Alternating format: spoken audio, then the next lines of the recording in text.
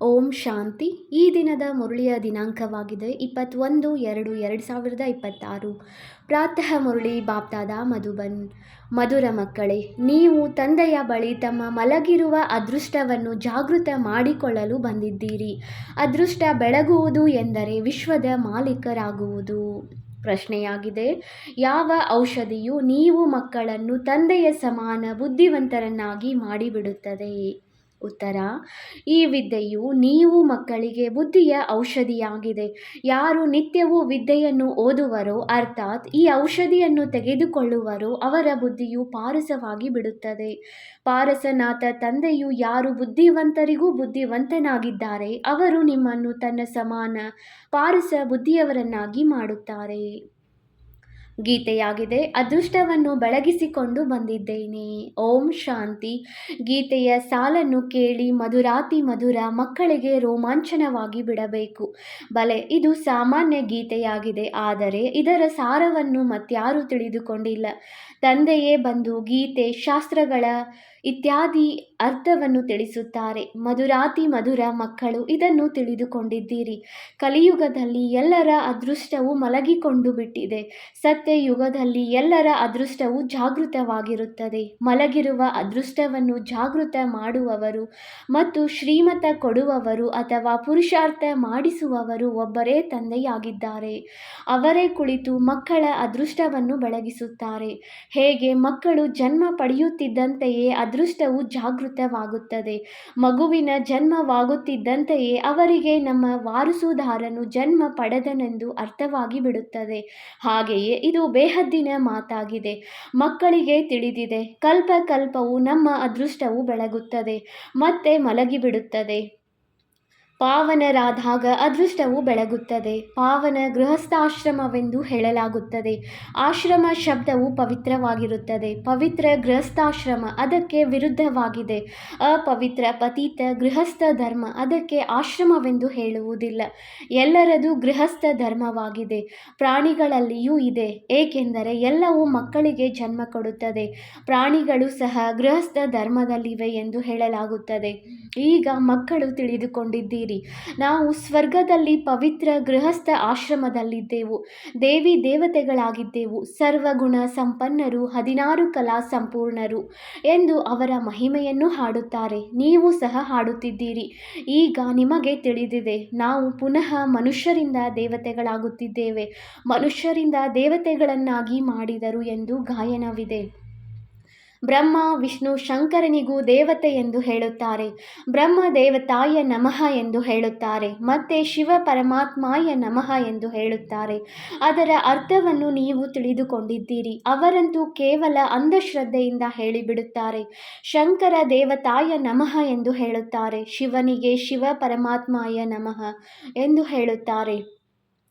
ಅಂದ ಮೇಲೆ ಶಿವ ಶಂಕರನಲ್ಲಿ ವ್ಯತ್ಯಾಸವಾಯಿತಲ್ಲವೇ? ಶಂಕರನು ದೇವತೆಯಾದರು, ಶಿವನು ಪರಮಾತ್ಮನಾದರು. ಅಂದ ಮೇಲೆ ಶಿವ ಮತ್ತು ಶಂಕರನನ್ನು ಒಂದೇ ಎಂದು ಹೇಳಲು ಸಾಧ್ಯವಿಲ್ಲ. ನಿಮಗೆ ತಿಳಿದಿದೆ, ನಾವು ಅವಶ್ಯವಾಗಿ ಕಲ್ಲು ಬುದ್ಧಿಯವರಾಗಿದ್ದೆವು, ಈಗ ಪಾರಸ ಬುದ್ಧಿಯವರಾಗುತ್ತಿದ್ದೇವೆ. ದೇವತೆಗಳಿಗಂತೂ ಕಲ್ಲು ಬುದ್ಧಿಯವರೆಂದು ಹೇಳುವುದಿಲ್ಲ. ಮತ್ತೆ ಡ್ರಾಮಾ ಅನುಸಾರ ರಾವಣ ರಾಜ್ಯದಲ್ಲಿ ಏಣಿಯನ್ನು ಕೆಳಗಿಳಿಯಬೇಕಾಗಿದೆ. ಪಾರಸ ಬುದ್ಧಿಯವರಿಂದ ಕಲ್ಲು ಬುದ್ಧಿಯವರಾಗಬೇಕಾಗಿದೆ. ಎಲ್ಲರಿಗಿಂತ ಬುದ್ಧಿವಂತರಂತೂ ಒಬ್ಬರೇ ತಂದೆಯಾಗಿದ್ದಾರೆ. ಈಗ ನಿಮ್ಮ ಬುದ್ಧಿಯಲ್ಲಿ ಆ ತಾಕತ್ತು ಉಳಿದಿಲ್ಲ. ತಂದೆಯು ನಿಮ್ಮನ್ನು ಪಾರಸ ಬುದ್ಧಿಯವರನ್ನಾಗಿ ಮಾಡುತ್ತಾರೆ. ನೀವು ಪಾರಸ ಬುದ್ಧಿಯವರಾಗುವುದಕ್ಕಾಗಿಯೇ ಬರುತ್ತೀರಿ. ಪಾರಸನಾಥನ ಮಂದಿರವೂ ಇದೆ, ಅಲ್ಲಿ ಮೇಳವಾಗುತ್ತದೆ. ಆದರೆ ಪಾರಸನಾಥನು ಯಾರು ಎಂಬುದು ಅವರಿಗೆ ತಿಳಿದಿಲ್ಲ. ವಾಸ್ತವದಲ್ಲಿ ಪಾರಸವನ್ನಾಗಿ ಮಾಡುವವರು ತಂದೆಯೇ ಆಗಿದ್ದಾರೆ. ಅವರು ಬುದ್ಧಿವಂತರಿಗೂ ಬುದ್ಧಿವಂತನಾಗಿದ್ದಾರೆ. ಈ ಜ್ಞಾನವು ನೀವು ಮಕ್ಕಳಿಗಾಗಿ ಔಷಧಿಯಾಗಿದೆ. ಇದರಿಂದ ಬುದ್ಧಿಯು ಎಷ್ಟೊಂದು ಪರಿವರ್ತನೆಯಾಗುತ್ತದೆ. ಈ ಪ್ರಪಂಚವು ಮುಳ್ಳುಗಳ ಅರಣ್ಯವಾಗಿದೆ. ಒಬ್ಬರು ಇನ್ನೊಬ್ಬರಿಗೆ ಎಷ್ಟೊಂದು ದುಃಖ ಕೊಡುತ್ತಾರೆ. ಈಗ ಇರುವುದೇ ತಮೋಪ್ರಧಾನ ರವರವ ನರಕ. ಗರುಡ ಪುರಾಣದಲ್ಲಂತೂ ಬಹಳ ರೋಚಕ ಮಾತುಗಳನ್ನು ಬರೆದಿದ್ದಾರೆ. ಈಗ ನೀವು ಮಕ್ಕಳ ಬುದ್ಧಿಗೆ ಔಷಧಿ ಸಿಗುತ್ತಿದೆ. ಬೇಹದ್ದಿನ ತಂದೆಯು ಔಷಧಿಯನ್ನು ಕೊಡುತ್ತಿದ್ದಾರೆ. ಇದು ವಿದ್ಯೆಯಾಗಿದೆ. ಇದಕ್ಕೆ ಜ್ಞಾನಾಮೃತವೆಂದು ಹೇಳಿಬಿಡುತ್ತಾರೆ. ಯಾವುದೇ ಜಲ ಇತ್ಯಾದಿಗಳಿಲ್ಲ. ಇತ್ತೀಚೆಗೆ ಎಲ್ಲ ಪದಾರ್ಥಗಳಿಗೆ ಅಮೃತವೆಂದು ಹೇಳಿಬಿಡುತ್ತಾರೆ.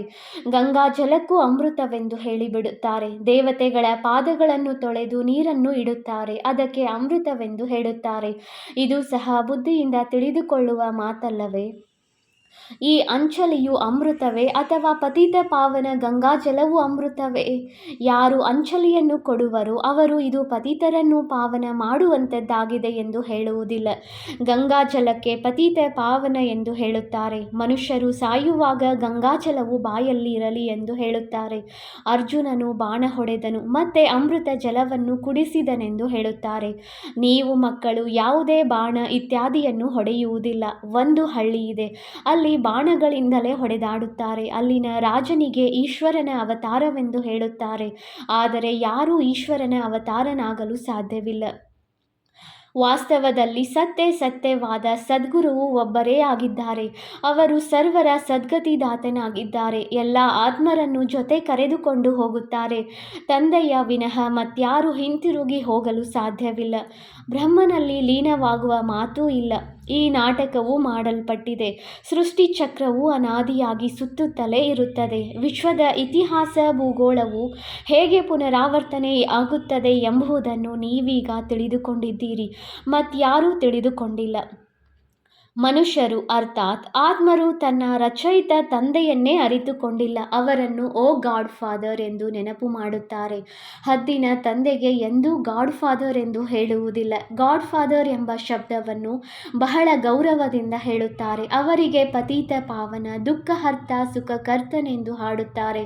ಒಂದು ಕಡೆ ಅವರು ದುಃಖಹರ್ತ, ಸುಖಕರ್ತನೆಂದು ಹೇಳುತ್ತಾರೆ. ಮತ್ತು ಯಾವಾಗ ದುಃಖವಾಗುವುದು ಅಥವಾ ಮಗು ಮೊದಲಾದವರು ಶರೀರ ಬಿಡುತ್ತಾರೆಂದರೆ ಈಶ್ವರನೇ ದುಃಖ ಸುಖವನ್ನು ಕೊಡುತ್ತಾನೆ. ಈಶ್ವರನು ನಮ್ಮ ಮಗುವನ್ನು ತೆಗೆದುಕೊಂಡು ಬಿಟ್ಟರು ಎಂದು ಇದು ಏನು ಮಾಡಿದಂತಾಯಿತು? ಒಂದು ಕಡೆ ಮಹಿಮೆ ಮಾಡುತ್ತಾರೆ, ಮತ್ತೆ ಸ್ವಲ್ಪ ಏನಾದರೂ ಆಯಿತೆಂದರೆ ಈಶ್ವರನಿಗೆ ನಿಂದನೆ ಮಾಡಿದಂತಾಯಿತು. ಈಶ್ವರನೇ ಮಕ್ಕಳನ್ನು ಕೊಟ್ಟರು ಎಂದು ಹೇಳುತ್ತೀರಿ. ಒಂದು ವೇಳೆ ಅವರನ್ನು ಮರಳಿ ತೆಗೆದುಕೊಂಡರೆ ಮತ್ತೇಕೆ ಅಳುತ್ತೀರಿ? ಈಶ್ವರನ ಬಳಿ ಹೋದರಲ್ಲವೇ? ಸತ್ಯ ಯುಗದಲ್ಲಿ ಎಂದೂ ಯಾರೂ ಅಳುವುದಿಲ್ಲ. ತಂದೆಯು ತಿಳಿಸುತ್ತಾರೆ, ಅಳುವ ಮಾತೇ ಇಲ್ಲ. ಆತ್ಮವು ತನ್ನ ಲೆಕ್ಕಾಚಾರದ ಅನುಸಾರ ಹೋಗಿ ಇನ್ನೊಂದು ಪಾತ್ರವನ್ನು ಅಭಿನಯಿಸಬೇಕಾಗಿದೆ. ಜ್ಞಾನವಿಲ್ಲದಿರುವ ಕಾರಣ ಮನುಷ್ಯರು ಎಷ್ಟೊಂದು ಅಳುತ್ತಾರೆ, ಹೇಗೆ ಹುಚ್ಚರಾಗಿ ಬಿಡುತ್ತಾರೆ. ಇಲ್ಲಂತೂ ತಂದೆಯು ತಿಳಿಸುತ್ತಾರೆ, ಅಮ್ಮ ಸತ್ತರೂ ಹಲ್ವಾ ತಿನ್ನಿ, ಅಂದರೆ ನಷ್ಟಮೋಹಿಯಾಗಿರಬೇಕು. ನಮ್ಮವರು ಒಬ್ಬರೇ ಬೇಹದ್ದಿನ ತಂದೆಯಾಗಿದ್ದಾರೆ, ಅನ್ಯ ಯಾರೂ ಇಲ್ಲ. ಮಕ್ಕಳ ಸ್ಥಿತಿಯು ಈ ರೀತಿ ಇರಬೇಕು. ಮೋಹಜೀತ ರಾಜನ ಕಥೆಯನ್ನು ಕೇಳಿದ್ದೀರಲ್ಲವೇ?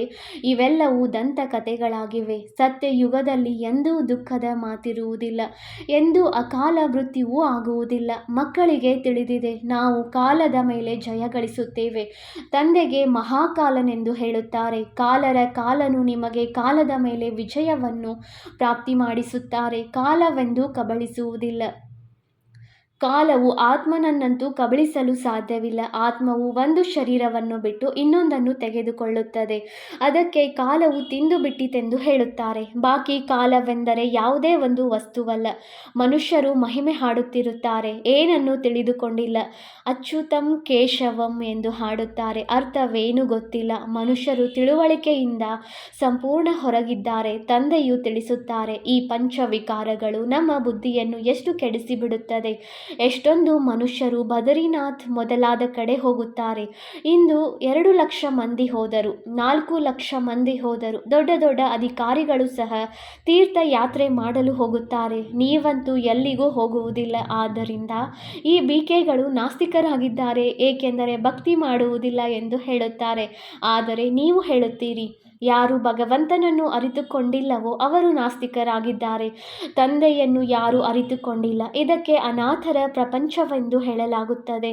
ಪರಸ್ಪರ ಹೊಡೆದಾಡುತ್ತಾ ಜಗಳವಾಡುತ್ತಿರುತ್ತಾರೆ. ಇಡೀ ಪ್ರಪಂಚವೇ ತಂದೆಯ ಮನೆಯಲ್ಲವೇ?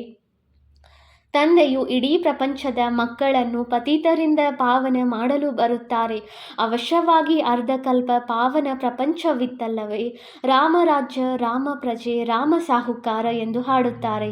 ಒಂದನೆಯದು, ಅಲ್ಲಿ ಅಧರ್ಮದ ಮಾತಿರಲು ಹೇಗೆ ಸಾಧ್ಯ?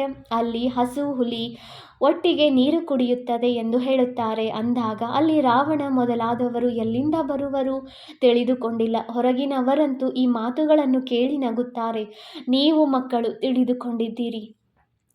ಈಗ ಜ್ಞಾನ ಸಾಗರ ತಂದೆಯು ಬಂದು ಜ್ಞಾನವನ್ನು ಕೊಡುತ್ತಾರೆ. ಇದು ಪತಿತ ಪ್ರಪಂಚವಲ್ಲವೇ? ಈಗ ಪ್ರೇರಣೆಯಿಂದ ಪತಿತರನ್ನು ಪಾವನ ಮಾಡುವರೆ. ಹೇ ಪತಿತ ಪಾವನ, ಬನ್ನಿ, ಬಂದು ನಮ್ಮನ್ನು ಪಾವನ ಮಾಡಿ ಎಂದು ಕರೆಯುತ್ತಾರೆ. ಅಂದ ಮೇಲೆ ಅವಶ್ಯವಾಗಿ ಭಾರತದಲ್ಲಿಯೇ ಬಂದಿದ್ದರು. ಈಗಲೂ ಸಹ ಹೇಳುತ್ತಾರೆ, ಜ್ಞಾನ ಸಾಗರನಾದ ನಾನು ಬಂದಿದ್ದೇನೆ. ನೀವು ಮಕ್ಕಳಿಗೂ ತಿಳಿದಿದೆ, ಶಿವ ತಂದೆಯಲ್ಲಿಯೇ ಸಂಪೂರ್ಣ ಜ್ಞಾನವಿದೆ. ಆ ತಂದೆಯೇ ಕುಳಿತು ಮಕ್ಕಳಿಗೆ ಇವೆಲ್ಲ ಮಾತುಗಳನ್ನು ತಿಳಿಸುತ್ತಾರೆ. ಶಾಸ್ತ್ರಗಳಲ್ಲಿ ಎಲ್ಲವೂ ದಂತಕಥೆಗಳಿವೆ. ವ್ಯಾಸ ಭಗವಂತನು ಶಾಸ್ತ್ರಗಳನ್ನು ರಚಿಸಿದನೆಂದು ಹೆಸರನ್ನು ಇಟ್ಟುಬಿಟ್ಟಿದ್ದಾರೆ. ಅವರಂತೂ ಭಕ್ತಿ ಮಾರ್ಗದ ವ್ಯಾಸನಾಗಿದ್ದರು. ಇವರು ವ್ಯಾಸದೇವನಾಗಿದ್ದಾರೆ. ಅವರ ಮಕ್ಕಳು ನೀವು ಸುಖ ದೇವರಾಗಿದ್ದೀರಿ. ನೀವೀಗ ಸುಖದ ದೇವತೆಗಳಾಗುತ್ತೀರಿ. ವ್ಯಾಸ ಅರ್ಥಾತ್ ಶಿವಾಚಾರ್ಯದಿಂದ ಸುಖದ ಆಸ್ತಿಯನ್ನು ಪಡೆಯುತ್ತಿದ್ದೀರಿ. ನೀವು ವ್ಯಾಸನ ಮಕ್ಕಳಾಗಿದ್ದೀರಿ. ಆದರೆ ಮನುಷ್ಯರು ತಬ್ಬಿಬ್ಬಾಗದಿರಲಿ ಎಂದು ನಿಮಗೆ ಶಿವನ ಮಕ್ಕಳೆಂದು ಹೇಳಲಾಗುತ್ತದೆ. ಅವರ ಮೂಲ ಹೆಸರು ಶಿವ ಎಂದಾಗಿದೆ. ಅಂದಾಗ ತಂದೆಯು ತಿಳಿಸುತ್ತಾರೆ, ಮಕ್ಕಳೇ, ಯಾವುದೇ ದೇಹದಾರಿಯನ್ನು ನೋಡಬೇಡಿ. ಯಾವಾಗ ಶಿವ ತಂದೆಯು ಸನ್ಮುಖದಲ್ಲಿ ಕುಳಿತಿದ್ದಾರೆ ಆತ್ಮವನ್ನು ತಿಳಿದುಕೊಳ್ಳಲಾಗುತ್ತದೆ.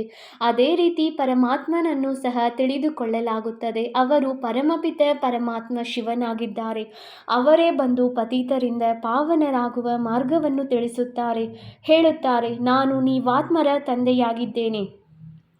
ಆತ್ಮವನ್ನು ಕಣ್ಣಿನಿಂದ ನೋಡಲು ಸಾಧ್ಯವಾಗುವುದಿಲ್ಲ, ಅನುಭವ ಮಾಡಲಾಗುತ್ತದೆ. ತಂದೆಯು ಕೇಳುತ್ತಾರೆ, ನೀವೀಗ ತಮ್ಮ ಆತ್ಮಾನುಭೂತಿ ಮಾಡಿಕೊಂಡಿರಾ? ಇಷ್ಟು ಚಿಕ್ಕದಾದ ಆತ್ಮನಲ್ಲಿ ಅವಿನಾಶಿ ಪಾತ್ರವೂ ಅಡಕವಾಗಿದೆ. ಇದೊಂದು ರೆಕಾರ್ಡ್ ಆಗಿದೆ. ನಿಮಗೆ ತಿಳಿದಿದೆ, ನಾನಾತ್ಮನೇ ಶರೀರ ಧಾರಣೆ ಮಾಡುತ್ತೇನೆ. ಮೊದಲು ನೀವು ದೇಹಾಭಿಮಾನಿಯಾಗಿದ್ದೀರಿ, ಈಗ ದೇಹಿ ಅಭಿಮಾನಿಯಾಗಿದ್ದೀರಿ. ನಿಮಗೆ ಗೊತ್ತಿದೆ, ನಾನಾತ್ಮನು 84 ಜನ್ಮಗಳನ್ನು ತೆಗೆದುಕೊಳ್ಳುತ್ತೇನೆ. ಅದು ಎಂದೂ ಮುಕ್ತಾಯವಾಗುವುದಿಲ್ಲ. ಕೆಲವರು ಹೇಳುತ್ತಾರೆ, ಈ ನಾಟಕವು ಯಾವಾಗಿನಿಂದ ಆರಂಭವಾಯಿತೆಂದು ಕೇಳುತ್ತಾರೆ. ಆದರೆ ಇದು ಅನಾದಿಯಾಗಿದೆ, ಎಂದೂ ವಿನಾಶವಾಗುವುದಿಲ್ಲ. ಇದಕ್ಕೆ ಮಾಡಲ್ಪಟ್ಟ ಅವಿನಾಶಿ ವಿಶ್ವ ನಾಟಕವೆಂದು ಹೇಳಲಾಗುತ್ತದೆ. ಅಂದಾಗ ತಂದೆಯು ಕುಳಿತು ಮಕ್ಕಳಿಗೆ ತಿಳಿಸುತ್ತಾರೆ, ಹೇಗೆ ಅವಿದ್ಯಾವಂತ ಮಕ್ಕಳಿಗೆ ವಿದ್ಯೆಯನ್ನು ಓದಿಸಲಾಗುತ್ತದೆ. ಆತ್ಮವೇ ಶರೀರದಲ್ಲಿ ಇರುತ್ತದೆ. ಇದು ಕಲ್ಲು ಬುದ್ಧಿಯವರಿಗಾಗಿ ಭೋಜನವಾಗಿದೆ. ಬುದ್ಧಿಗೆ ತಿಳುವಳಿಕೆ ಸಿಗುತ್ತದೆ. ನೀವು ಮಕ್ಕಳಿಗಾಗಿ ತಂದೆಯು ಚಿತ್ರಗಳನ್ನು ಮಾಡಿಸಿದ್ದಾರೆ. ಬಹಳ ಸಹಜವಾಗಿದೆ. ಇವರು ತ್ರಿಮೂರ್ತಿ ಬ್ರಹ್ಮ ವಿಷ್ಣು ಶಂಕರರಾಗಿದ್ದಾರೆ. ಬ್ರಹ್ಮನಿಗೂ ತ್ರಿಮೂರ್ತಿ ಎಂದು ಏಕೆ ಹೇಳುತ್ತಾರೆ? ದೇವದೇವ ಮಹಾದೇವ ಒಬ್ಬರು ಇನ್ನೊಬ್ಬರ ಮೇಲೆ ಇಡುತ್ತಾರೆ. ಅರ್ಥವೇನನ್ನು ತಿಳಿದುಕೊಂಡಿಲ್ಲ. ಬ್ರಹ್ಮನು ದೇವತೆಯಾಗಲು ಹೇಗೆ ಸಾಧ್ಯ? ಪ್ರಜಾಪಿತ ಬ್ರಹ್ಮನಂತೂ ಇಲ್ಲಿಯೇ ಇರಬೇಕು. ಈ ಮಾತುಗಳು ಯಾವುದೇ ಶಾಸ್ತ್ರಗಳಲ್ಲಿ ಇಲ್ಲ. ತಂದೆಯು ತಿಳಿಸುತ್ತಾರೆ, ನಾನು ಈ ಬ್ರಹ್ಮರವರ ಶರೀರದಲ್ಲಿ ಪ್ರವೇಶ ಮಾಡಿ ಇವರ ಮೂಲಕ ನಾನು ತಿಳಿಸುತ್ತೇನೆ. ಇವರನ್ನು ತನ್ನವರನ್ನಾಗಿ ಮಾಡಿಕೊಳ್ಳುತ್ತೇನೆ. ಇವರ ಬಹಳ ಜನ್ಮಗಳ ಅಂತಿಮದಲ್ಲಿ ಬರುತ್ತೇನೆ.